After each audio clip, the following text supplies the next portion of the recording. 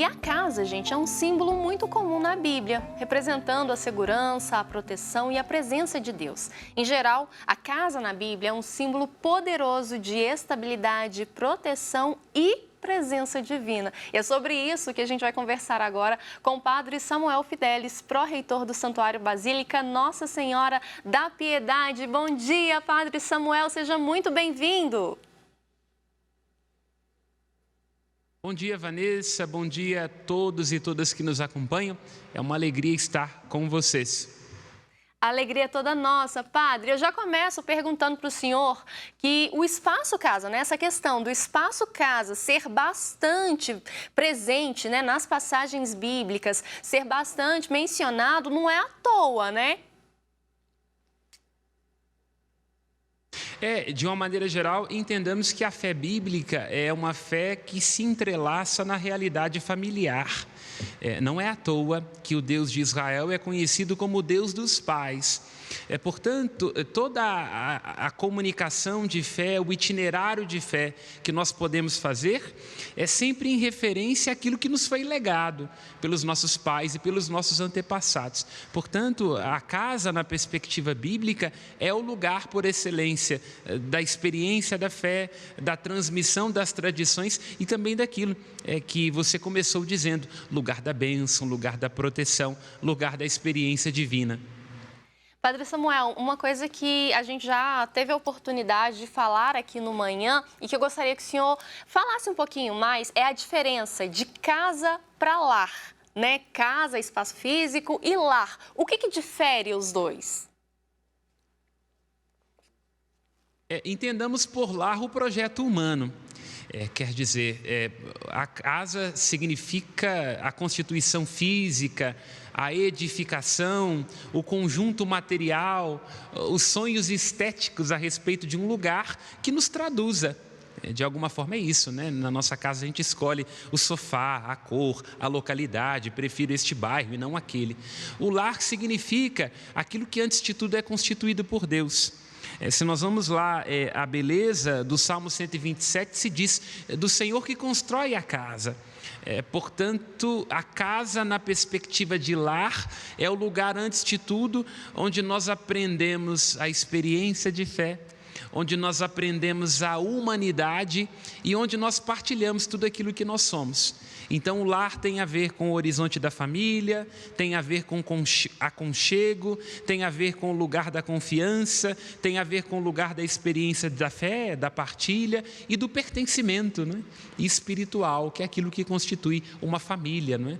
Enquanto família, nós nos pertencemos não só do ponto de vista do sangue, mas também do ponto de vista da interioridade, das nossas memórias, das nossas lembranças, da nossa espiritualidade. E tudo isso tem a ver com o lar.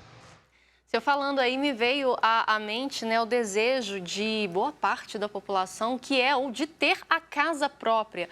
Mas eu acho que, na verdade, que a gente deveria buscar e querer, claro que, né, ter o seu imóvel próprio é a realização de um sonho, mas essa busca deveria ser além por um lar, né, Padre Samuel? É esse porto seguro, esse lugar para onde a gente pode voltar e ter a segurança de ser recebido e acolhido por quem a gente ama, né?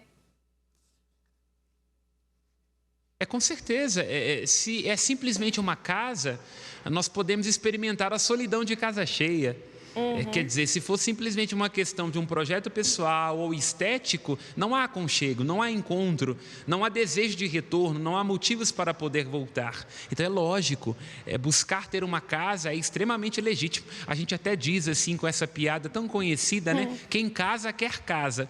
Mas eu diria que uma casa só tem sentido se ela estiver baseada num lar. Perfeito. Nossa, que frase forte. Padre Samuel, eu queria que o senhor falasse, né, já que a gente está falando sobre as menções que a palavra casa é feita na Bíblia, eu queria que o senhor falasse um pouquinho sobre a passagem da construção da casa sobre a rocha. Qual que é a contribuição dessa parábola para o simbolismo da casa na Bíblia? Por gentileza. Eu diria, se me é permitido dizer, que é uma passagem extremamente atual. Se nós olhamos lá para os nossos avós, o casamento, o trabalho, a casa, eram instâncias de produção de sentido. O que eu quero dizer com isso?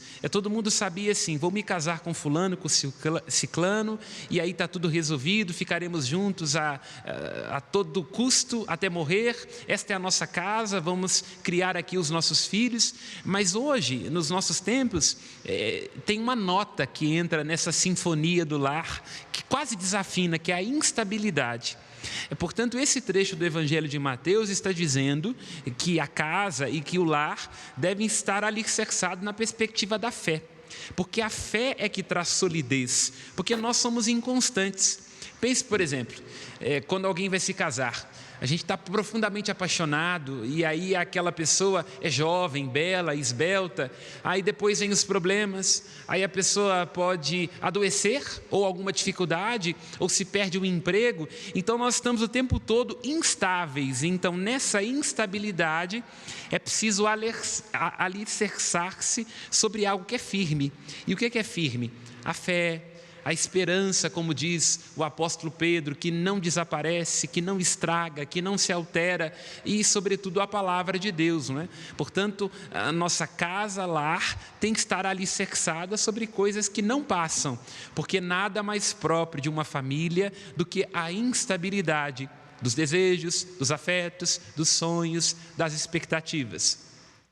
E é bem isso, né, Padre Samuel? Tem dia que a gente acorda super bem, mas tem dia que a gente não acorda tão bem assim. E tem uma pessoa ali do seu lado, né? Ou mais pessoas, no caso de uma família mais numerosa. E é saber onde você coloca seus pés para poder promover uma harmonia dentro daquelas paredes que são a sua casa, mas que podem se tornar o seu lar, né? É perfeito e de fato é bonito quando você traz isso, que de alguma forma a pessoa que divide o lar comigo é um sinal dessa estabilidade. E isso que você traz é muito bonito, porque de fato é isso. Quando nós estamos fora de casa, a gente tem que ser bom, tem que produzir, tem que dar respostas, tem que tomar cuidado para não perder o ônibus, mas dentro de casa não, né? Dentro de casa estão aqueles que nos dão o privilégio da inutilidade, que nos conhecem na nossa nudez, no nosso avesso, que estão conosco nos dias em que a gente nem sequer se suporta. Portanto, aí está um fundamento sólido, né? E o encontro com a palavra de Deus nos ajuda a isso, né? Porque em nome desta palavra, em atenção a esta palavra, nós nos cuidamos, nos amamos, né? Como vai lembrar o mesmo apóstolo Paulo na carta aos Efésios, né? Quando ele coloca como fundamento da família esta obediência à vontade de Deus. E esse ambiente, Padre Samuel, ele é construído, né, dia após dia, pouco a pouco. Como que a Bíblia nos orienta na construção desse lar, desse ambiente saudável, acolhedor? Diria que, em primeiro lugar, sobre esta perspectiva da escuta da palavra, eu vou dar aqui um exemplo muito claro sobre o que isso significa, unindo tudo o que nós estamos falando. Naquele trecho lá no final do Evangelho da Infância de Lucas, quando Nossa Senhora perde o menino Jesus, e aí ela vai até ele preocupada, dizendo: olha, teu pai e eu estávamos à tua procura. E Jesus, já com 12 anos, portanto tendo atingido a maturidade, e antes de tudo, sendo ele a sabedoria encarnada, se diz assim, que Jesus diz para Nossa Senhora: não sabia que eu devia estar na casa do meu pai?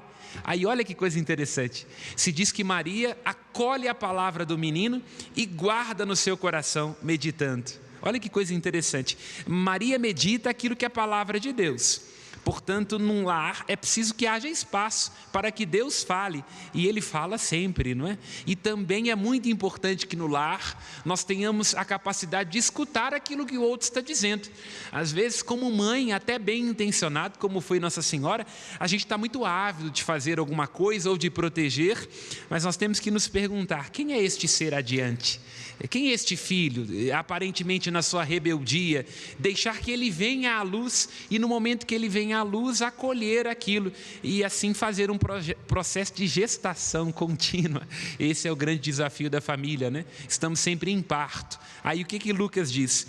Maria toma o menino e aí Lucas deixa claro, Jesus lhe era obediente e lhe era submisso.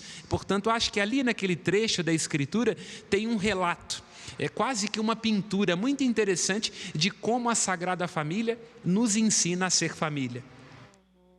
E é importante, Padre Samuel, a gente falar sobre a questão da relevância do lar para a fé. Eu queria que o senhor falasse um pouquinho, brevemente, a gente já está caminhando para encerrar o nosso bate-papo de hoje, mas falasse brevemente dessa relação, né, de lar e cultivo de fé, por gentileza. Eu diria assim, a primeira igreja que foi dada para o culto cristão, ela é no século IV, que é aquela que nós chamamos de Basílica de São João de Latrão.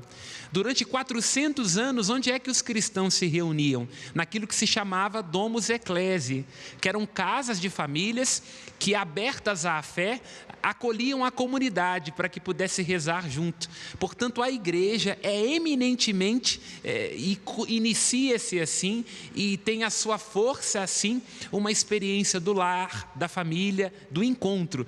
Portanto, temos que trazer de novo isto ao nosso coração, né? Durante 400 anos, o lar foi o lugar único de expressão da fé e da comunidade de fé. Portanto, cada um de nós deve se recordar disso, né? A família, vou repetir aqui um clichê, mas que nunca perde a sua força, é a igreja doméstica. Perfeito. Padre Samuel, eu queria agradecer muito a presença do senhor. Para a gente finalizar o nosso bate-papo, então, dessa semana, por gentileza, o senhor pode deixar uma bênção para quem nos acompanha do seu lar?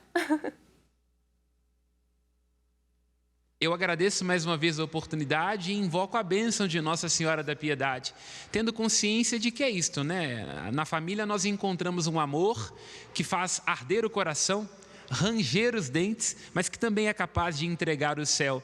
Tenhamos ânimo, tenhamos coragem, pela intercessão de Nossa Senhora da Piedade, em nome do Pai e do Filho e do Espírito Santo. Amém. Amém. Muito, muito obrigada, Padre Samuel. Já falei com o senhor, né, que eu sempre saio mais leve desses bate-papos que a gente faz aqui, que a gente traz aqui no Manhã da Piedade, olhando sempre com mais carinho para os assuntos que a gente aborda aqui. Muito obrigada e até a próxima semana. Eu que agradeço, para mim é sempre um momento muito especial de troca. Até a próxima semana.